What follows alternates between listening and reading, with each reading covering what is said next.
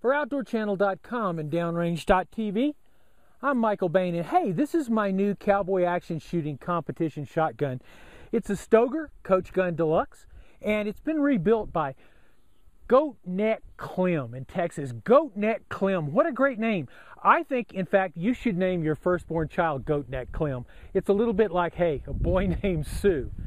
The big news this week comes from the mainstream media and a kerfuffle between the New York Times and the Appleseed Project. We've talked about the Appleseed Project before on Downrange Radio and here on the video podcast. Basically, it's a program to teach people to shoot and to also reintroduce them to the constitutions and the words of the founders. Well, the New York Times Sunday Magazine did a big article on the Appleseed Project last week.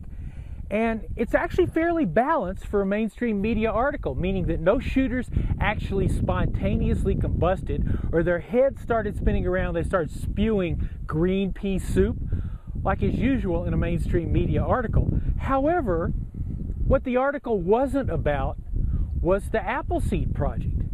Instead, the article was about militias, weird people, the Tea Party, what's going on in America. I got an email from the Appleseed Project media guy, Mike Kinsey, nice guy, who said, hey, take a look at this. In this whole article, we're not there. They mention the Appleseed Project, they talk to our founder, but then they go on to talk about weird things. And he wanted to make a few points very clear, and we thought we'd touch on them this morning. The first is that the Appleseed Project is not a militia. It is the most successful program in history for introducing new people to the shooting sports. Their size is doubling every year. It is a hugely successful program to teach rifle shooting to people. Mike also notes that the Appleseed Project is not racist, not anti-government, not anti-law enforcement, not anti-military.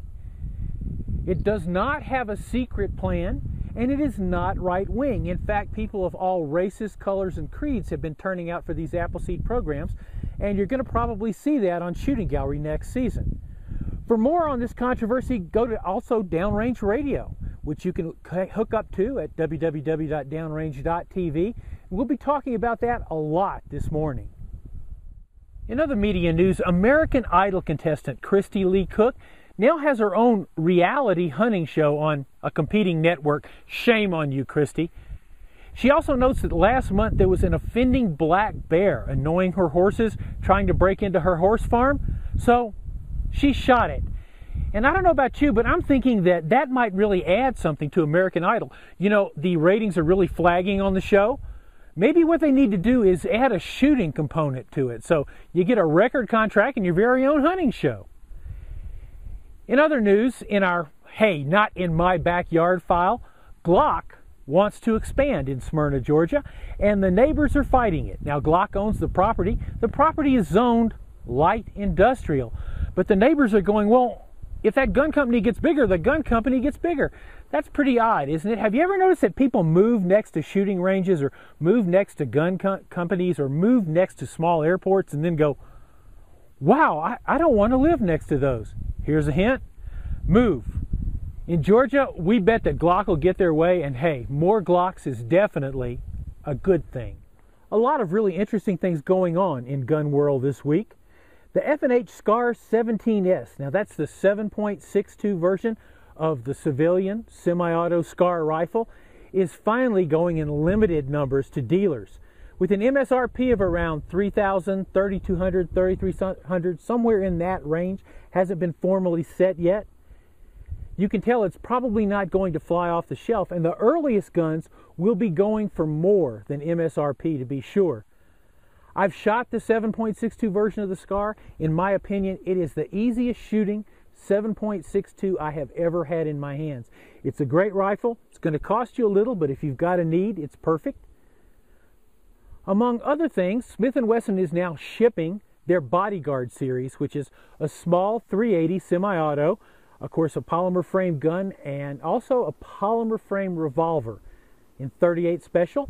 Those guns come with integral lasers, and they are finally shipping. They were shown at the SHOT Show. It's taken a little bit of while to get them in the pipeline, but they are now underway. Big Sky Guns, a regional distributor, is also offering a special version of the Ruger LCP, the hugely popular 380 pistol that started the whole run on 380s. This one has an OD green frame. Now, I've been out to the Ruger factory. I've seen the kind of persimmon purplish color frames. I like them a lot better, but if you're a fan of OD, Big Sky's got your gun for you. Finally, Benelli, whose shotgun, their semi-auto shotgun, the Vinci, won the Shotgun of the Year at the Shooting Industry Academy of Excellence Awards, is offering special deals on all their tactical shotguns, including their classic M4. That's the semi-auto tactical shotgun that the Marines chose, so you might want to check that out. And as always, anything we mention here on the video podcast, you can find out the details at downrange.tv. At the World Shooting Championships in Munich, Germany, that is of course U.S. Shooting, our crack U.S. Olympic team, we got a gold medal with Miranda Wilder, who won a breathtaking shoot-off there in women's junior trap. Her teammate, Rachel Hayden, finished third, got the bronze medal there. Before we leave Munich, I want to do a shout out to a good friend of mine, Jason Turner. He finished 44th in 50-meter men's free pistol. I have shot that just for fun, and that is one of the hardest shooting events I have ever seen. This week, Jason is going to be competing in one of his signature events, the men's 10-meter air pistol. Good luck, brother, and we are thinking about you here at home. Well, that's it for this week, and remember to visit Downrange Radio over at www.downrange.tv, where we've got more on the Appleseed Project, New York Times Kerfunkel, and some other major mainstream media news of this week. I'm Michael Bane for OutdoorChannel.com and Downrange.tv, and until next week, you guys stay safe out there, and meanwhile, I got to go back to work. Pull!